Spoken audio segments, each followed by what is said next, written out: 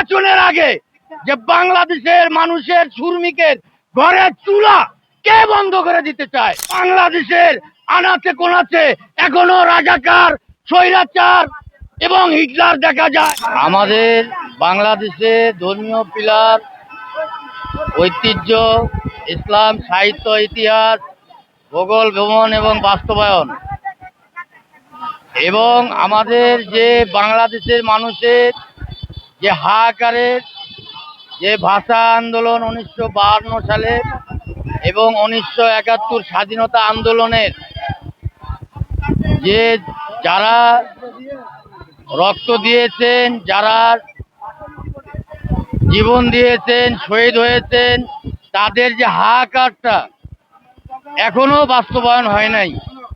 এটা বাংলাদেশের 8টি বিভাগের 64টা জেলার এবং 68,000 গ্রাম বাংলার 16 কোটি মানুষের চোখে মুখে বাংলাদেশের আনাচে কোনাচে এখনো ভেসে বেড়ায়।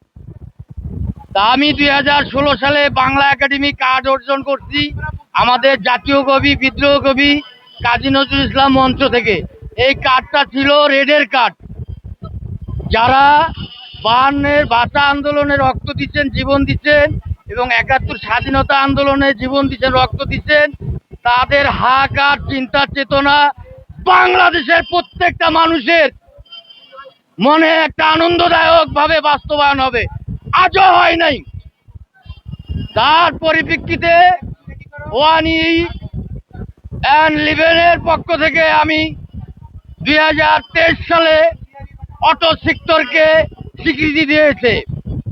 আজও নাশকতা চলে বাংলাদেশের কোনো মোচরে, এবং যারা শ্রমিক সেক্টর তাদের পেটে লাথি দেওয়া হয়, এই গাড়িগুলো ধরে নিয়ে যাওয়া হয়। এরা কারা? তাদেরকে খুঁজে বের করতে হবে। নির্বাচনের আগে যে বাংলাদেশের মানুষের শ্রমিকের ঘরের চুলা কে বন্ধ করে দিতে চায়? আমরা 52-এর হিটলার দেখি নাই, 1971-এর রাজাকার দেখি নাই। বাংলাদেশের আনাচে কোনাচে এখনো রাজাকার, স্বৈরাচার এবং হিটলার দেখা যায়, ধরা ছোঁয়ার বাইরে। কেন? বৈষম্য বিরোধী আন্দোলনে বাংলাদেশের 8টি বিভাগের 64টা জেলার 68,000 গ্রাম বাংলার প্রত্যেকটা পরিবারের যারা হাত পা হারিয়েছে তাদেরকে পঙ্গুতে ঈদে পয়লা দিয়ে ভাত খাওয়ানো হয়েছে। কেন হয়েছে তাদের প্রতি খেয়াল করা হয় নাই। বাংলাদেশের পরিবহন সেক্টরে এখনো চাঁদাবাজি হয়।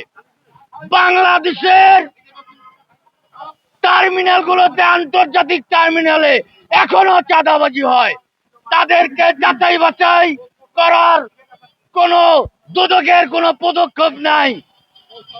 আমরা বলতে চাই 1-11 পক্ষ থেকে বাংলাদেশে ভাষা আন্দোলনের যে ভাষার যুদ্ধ হয়েছিল, এই ভাষাগুলোকে এখনো পরিবর্তন করার কোনো সংস্কার হয় নাই। আর যদি এগুলো সংস্কার করার আগে, কোনো পরিবর্তন হওয়ার আগে কোনো নির্বাচন হয়, কোনো উল্টাপাল্টা হয়, তাহলে প্রত্যেকটা রাজনীতিবিদদেরকে আইনের আওতায় আনার জন্য আমরা রাষ্ট্রপতিকে, সেনাবাহিনীকে, বাংলাদেশের প্রশাসনকে আমরা নির্ভীক প্রাণে নিরলসভাবে দায়িত্ব পালন করার আহ্বান জানাচ্ছি 1-11 পক্ষ থেকে। 2015 সালে যাচাই বাছাই পাশ হওয়ার জন্য সংসদ পাশ হয়েছিল। যে শাহবাগের নাম কেন শাহবাগ? ঐতিহ্যবিদ, ইসলামীবিদ, মুক্তিযোদ্ধাবিদ, রাজনীতিবিদ, মাস্টার, ডাক্তার, তার নাম হচ্ছে শাহবাগ। যে সমান অধিকার ভাবে 7টা শ্রেণীর মানুষ, 7টা সেক্টরকে বাস্তবায়ন করা হবে। যারা মানুষের মুখে হাসি ফুটাবে, যারা পরিবারের কথা বলবে, যারা প্রতিবেশীর কথা বলবে, যারা দেশের কথা বলবে, তাদেরকে পদ দেওয়া হবে। কিন্তু আজও পদ দেওয়া হয় নাই।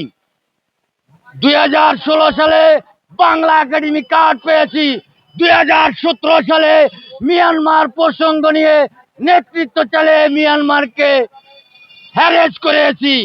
Ultimate Almighty decision mission best finishing fine knowledge, you country culture Myanmar very bad, very sad minded claim. Myanmar সরকারকে কাঠ গড়ায় দাঁড়িয়ে তাকে হ্যারেস করানো হয়েছে বাংলাদেশ থেকে নেতৃত্ব চালিয়ে, কিন্তু বাংলাদেশের মানুষের আজও স্বৈরাচার এবং হিটলার রাজাকার তারা এখনো নির্মূল হয় নাই। আজ সুখকে চাপা চাপা দিয়ে দুঃখের বাণী নিয়ে বাংলাদেশের মানুষ ঘুরে বেড়ায়। তাই আজ বলতে চাই, বাংলাদেশে যদি নির্বাচন হয় তাহলে ১/১১ নির্বাচন হবে। বাংলাদেশের প্রত্যেকটা মানুষের হক অধিকারের নির্বাচন হবে। আর যদি নির্বাচন হয় তাহলে বাংলাদেশের ভাই বোন যাতে সংসার করে, কর্ম করে, ঐতিহ্য, ইসলাম, সাহিত্যকে, ইতিহাসকে উজ্জ্বল এবং রূপান্তর করতে পারে, সেই নির্বাচন চাই। তাই আমার বক্তব্য সংক্ষেপে আমি বলতে চাই, রাষ্ট্রপতিকে আগামী নির্বাচন হলে